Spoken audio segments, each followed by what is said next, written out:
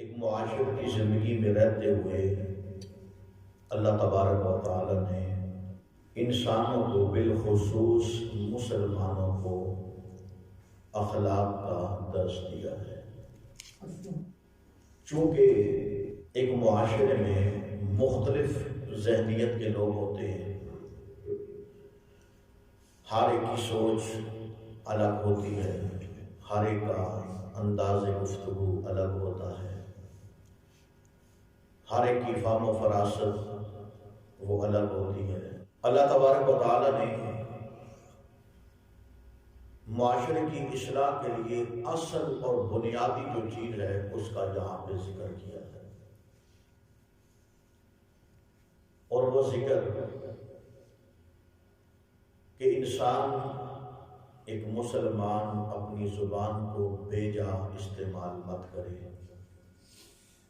جب بھی بات کرے سوچ کے سمجھ کے،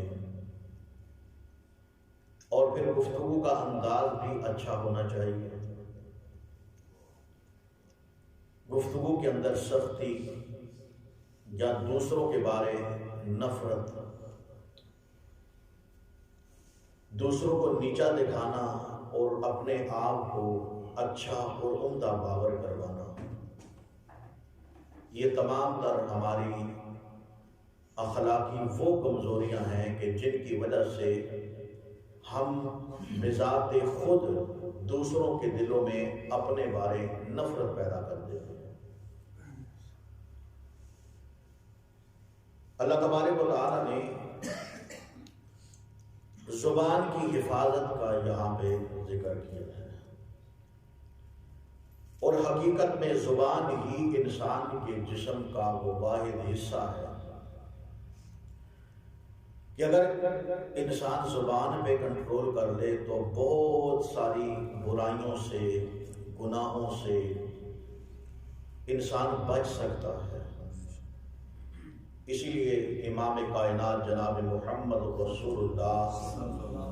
صلی اللہ تعالی علیہ وسلم نے فرمایا، صحابی کو وصیت کی، نصیحت کرتے ہوئے رسول اللہ صلی اللہ علیہ وسلم نے فرمایا، کف علیک لسان، میرے صحابی اپنی زبان پہ کنٹرول کر لیں،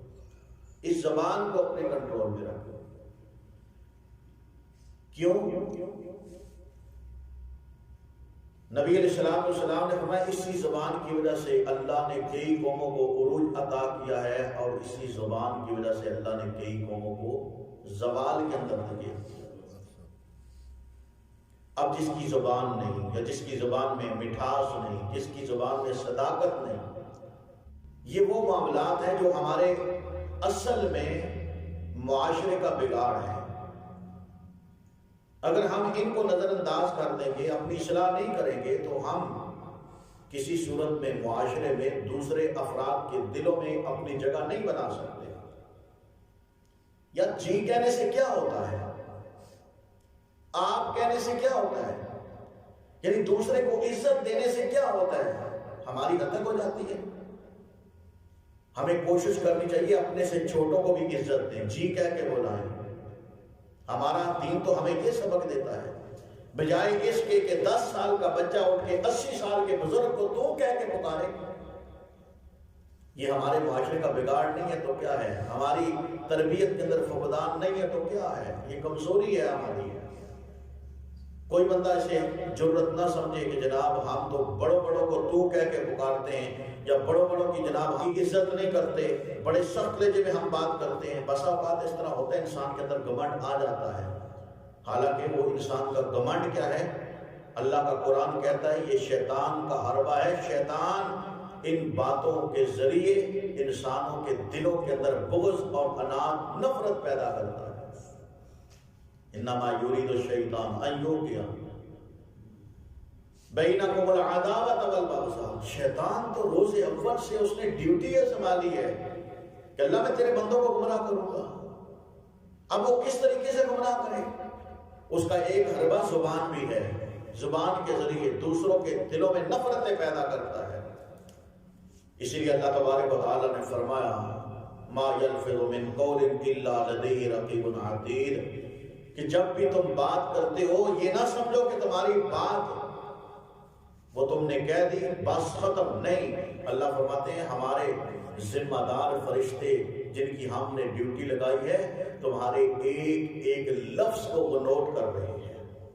جو تم نے بات کہی ہے اسے نوٹ کیا جا رہا ہے، اور قیامت والے دن ہر زبان سے نکلے لفظ کا جملے کا جواب دینا ہے۔ اسی لیے رسول اللہ صلی اللہ علیہ وسلم نے فرمایا، صحیح حدیث ہے، اللہ کے نبی نے فرمایا من یضمن لی، نے فرمایا جو مجھے جسم کے 2 حصوں کی گارنٹی دے دے، ما بین لحیہ و ما بین رجلیہ، جو انسان کے 2 جبڑوں کے درمیان ہے، یہ جبڑا، یہ منہ کے اندر جو انسان کی منہ کی ہڈی ہے، فرمایا یہ 2 جبڑوں کے درمیان زبان کی گارنٹی دے دے، اور 2 ٹانگوں کے درمیان جو مجھے شرمگاہ کی گارنٹی دے دے، اللہ کے نبی نے فرمایا اضمن لہ الجنہ، میں محمد صلی اللہ علیہ وسلم لکھ کے دیتا ہوں کہ اللہ اسے جنت کے اندر داخل فرمائے۔ کتنا فطور ہے ہماری زبان کے اندر، ہم خود سمجھ سکتے ہیں، ہم کسی کو پیار بڑے انداز میں بات نہیں کر سکتے، ہم کلام نہیں ہوتے، اور نفرتیں اسی طرح بڑھتی ہیں، اسی طرح نفرتیں بڑھتی ہیں۔ ابھی میں نے انداز دیکھا ہے ہماری صفوں کے اندر دراڑ ہے، ہم ایک کے ساتھ دوسرے کے ساتھ ملنا ہمیں برداشت نہیں ہے، اتنی نفرت ہے ہمارے اندر۔ وہ یارو پھر نماز کا کیا فائدہ؟ اگر ہم ایک صف میں کھڑے ہو کے دل کے اندر بغض رکھیں گے ہماری نماز کا کیا فائدہ؟ خود اپنے گریبان کے اندر ہم جان کے دیکھیں کہ ہم یہاں پہ کس نظریے سے آتے ہیں۔ اگر اللہ کی رضا مقصود ہے تو پھر ہمیں سالہ سال کی نفرتیں، دلوں کی میل کو اتار کے جہاں جگہ ملے ہمیں ساتھ مل کے کھڑا ہو جانا چاہیے۔ یہ نہیں سوچنا چاہیے ادھر تو میرا ویر پہ چلتا ہے، میں ادھر نہیں کروں نا، اسے میں پسند نہیں کرتا، میں اس کے ساتھ کیوں کھڑا ہوں؟ یہ دلوں کی نفرت اللہ کا قرآن خود کہتا ہے۔ دیکھیں ہمارے پیمانے جو ہے نا، ہم اپنے تائیں سوچتے ہیں کہ جناب ہم کامیاب ہیں، ہم جنتی ہیں، ہم صراط مستقیم پہ ہیں، ہم موحد ہیں، ہم توحید پرست ہیں، ہم یہ ہیں، ہم وہ ہیں، لیکن حقیقت کیا ہے؟ اللہ پاک کے قرآن نے جو مسئلہ واضح کیا ہے، انشاءاللہ ہم اسے سورہ بنی اسرائیل کے حوالے سے اس مسئلے کو پڑھتے ہیں کہ اللہ رب العالمین نے ہمیں اخلاقی طور پہ کن باتوں کی نصیحت فرمائی ہے۔ قرآن مجید میں سورہ بنی اسرائیل کی آیت نمبر 53 اور آیت نمبر 54 کے حوالے سے اللہ تبارک و تعالیٰ فرماتے ہیں، فرمایا وَقُلْ، اے محمد صلی اللہ علیہ وسلم آپ فرما دیجیے، لِعِبَادِی، میرے بندوں کو، یَقُولُ الَّتِی ہِیَ اَحْسَنُ، کہ وہ اچھی اچھی باتیں کیا کریں، اچھے انداز میں، اِدْفَعْ بِالَّتِی ہِیَ اَحْسَنُ۔ آپ دیکھیں نا، بسا اوقات انسان غصے میں ہوتا ہے یا کسی سے باس مباحثہ ہو جائے، تکرار ہو جائے، تو انسان کبھی کبھار غصے میں آ کے ایسی باتیں بول جاتا ہے، بعد میں اسے خود اپنے تائیں شرمندگی ہوتی ہے۔ یہ کیا ہے؟ اللہ پاک قبل از وقت انسان کو سمجھا رہے ہیں کہ اگر تم غصے میں بھی ہو تو پھر بھی کوشش کر کے تم اچھی بات کیا کرو، تمہاری بات کا دوسرے کے اوپر اچھا اثر ہونا چاہیے۔ فرمایا یقول الذی ہی احسن، اچھے انداز میں گفتگو کرو، ان الشیطان ینزغ بینہم، کیونکہ شیطان تمہارے درمیان، ان کے درمیان، ایمان والوں کے درمیان نفرت پیدا کرتا ہے۔ اب یہ شیطان ہے، اس نے پہلے ہی دل سے کہا تھا کہ اے اللہ لأغوین عبادک حتی ما دامت ارواحہم، کہ جب تک تیرا دھرتی پہ ایک بندہ بھی زندہ رہے گا میں اس کو گمراہ کرتا رہوں۔ اور یہ انسان کی نسوں میں، انسان کی نالیوں میں، یہ رگوں میں اس طرح دوڑتا ہے۔ فرمایا کماجر دم، اللہ کے نبی نے فرمایا جس طرح خون گردش کرتا ہے اس طرح شیطان جو ہے انسان کے اندر گردش کرتا ہے اور اسے گمراہ کرتا ہے۔ شیطان تو خوش ہوتا ہے جب دو آپس میں لڑتے ہیں۔ آپ نے کئی مرتبہ حدیث سنی ہوگی، رسول اللہ صلی اللہ علیہ وسلم نے فرمایا کہ شیطان اپنا جو تخت ہے وہ پانی پہ رکھ کے وَيَبْعَثُ سَرَایَ، اپنے لشکروں کو بھیج دیتے، جاؤ دنیا اندر فتنہ فساد برپا کرو، لوگوں کو گمراہ کرو، لوگوں کے اندر فتنہ پیدا کرو۔ فرمایا کہ شام کے وقت یہ ان کا محاسبہ کرتا ہے، ہر ایک سے اس کی جو دن کی کارکردگی ہوتی ہے، اس دن کا پورا جو رپورٹ ہوتی ہے وہ اس سے لیتا ہے کہ تو نے کیا کیا، تو نے کیا کیا، تو نے کیا کیا۔ ایک شخص آ کے کہتا ہے میں نے آپس میں خامد اور بیوی کو، میاں اور بیوی کو آپس کے اندر لڑا دیا ہے، تو یہ اٹھ کے، حدیث کے اندر آتا ہے، اٹھ کے اس سے بغل گیر ہو جاتا ہے، اس سے جب بھی با لیتا ہے۔ انہوں اپنے سینے نہ لا دینا، جفی پا کے کہتے ہیں اترا جڑا کام تو کیتا نا اے سارے مل کے انہاں کام نہیں کیتا جڑا تو کلے کام کر گیا۔ آپ اندازہ لگائیں دو بندوں کو لڑانا کتنا بڑا شیطانی عمل ہے، تو ہم سوچتے نہیں سمجھتے نہیں، ہم کہتے ہیں بس دو لڑ جان میں تماشا دیکھاں گا۔ میں اصلاحی طور پہ بات کر رہا ہوں کہ یہ ہمارے معاشرے میں موجود ہے، ہم دو کو لڑا کے سائڈ ہو کے تماشا دیکھنے والے ہیں، حالانکہ یہ ہماری حرکت اللہ جانتا ہے، اور جب اللہ نے ہم سے پوچھا تو اس وقت کون چھڑائے گا؟ کوئی بھی نہیں چھڑا سکتا۔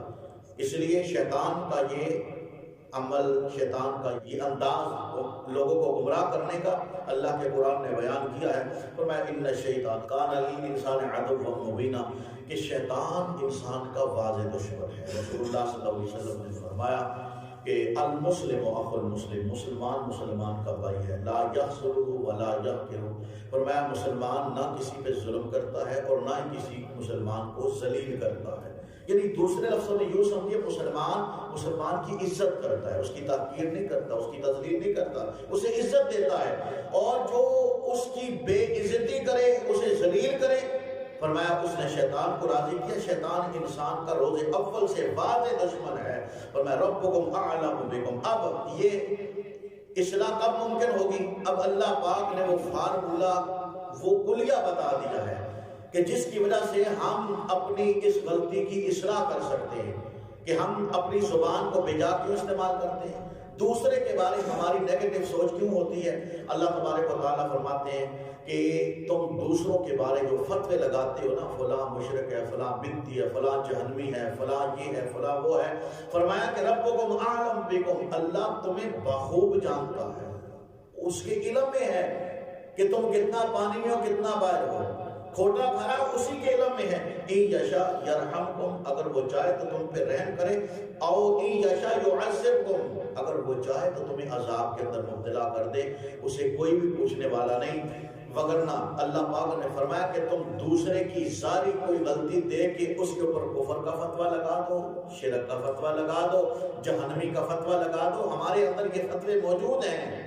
خصوصاً ہمارے اسٹیج کی زینت بننے والے علماء کرام دوسروں کے اوپر اس طرح فتووں کی بچھاڑ کرتے ہیں کہ جناب پتہ یہ چلتا ہے کہ ان کے اوپر آسمان سے کوئی شریعت نازل ہو رہی ہے۔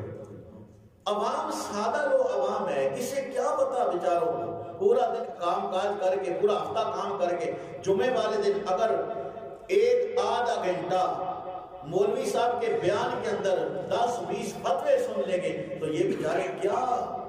اپنی اصلاح کریں گے یا کیا لوگوں کی اصلاح کریں گے؟ رسول اللہ صلی اللہ علیہ وسلم تو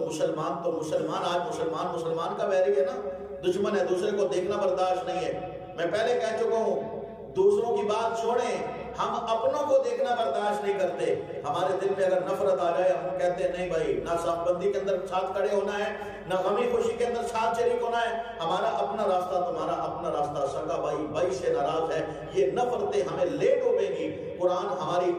اصلاح کے لیے آیا ہے، ہمیں اس قرآن کو لینا چاہیے، وگرنہ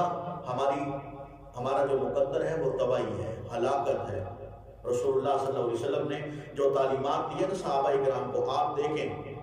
آپ اپنوں کی تو رسپیکٹ کرتے تھے، بیگانوں کی بھی آپ عزت کیا کرتے تھے، توقیر کیا کرتے تھے۔ رسول اللہ صلی اللہ علیہ وسلم کے دور میں ایک نہیں 20 واقعات ایسے ہیں، اسلام کے دشمن، مذہب اسلام کے دشمن، کوئی یہودی ہے یا کوئی عیسائی ہے، غیر مذہب ہے، اس نے رسول اللہ صلی اللہ علیہ وسلم کے ساتھ توہین آمیز لہجے میں بات کی، گفتگو کی، طنز کیا، لیکن رسول اللہ صلی اللہ علیہ وسلم نے اس کے ساتھ بھی اس نے سلوک کا اظہار کیا۔ یہ الگ مسئلہ ہے، میرے سمیت ہم نے اپنے ماتھے پہ تیور چڑھا رکھے ہیں، غصے کے ساتھ ہمارے ماتھے پہ بل پڑے، ہم دوسرے کی بات کو، اچھی بات کو بھی پک نہیں کرتے اور نفرت بھرے انداز میں اس کے ساتھ گفتگو کرتے ہیں، حالانکہ اللہ کے قرآن نے، رسول اللہ صلی اللہ علیہ وسلم کے فرمان نے ان چیزوں سے منع کیا ہے۔ اللہ فرماتے ہیں یہ تمہارے پیمانے جو ہے نا، میں جنتی ہوں تو جہنمی ہے، فلاں جہنمی ہے، میں جنت میں جاؤں گا میں کامیاب ہوں تو ناکام ہے۔ اللہ فرماتے ہیں ربکم اعلم بکم ان یشاء یرحمکم، تمہارا رب تمہارے متعلق بخوبی جانتا ہے، اگر چاہے گا رحم کرے گا تم پہ، او ان یشاء یعذبکم، اگر وہ چاہے گا تو تمہیں عذاب کے اندر بھی مبتلا کر سکتا ہے۔ وما ارسلناک علیہم وکیلا، اے محمد صلی اللہ علیہ وسلم ہم نے آپ کو ان کے اوپر وکیل، یعنی زبردستی کرنے والا یا حتمی فیصلہ سنانے والا ہم نے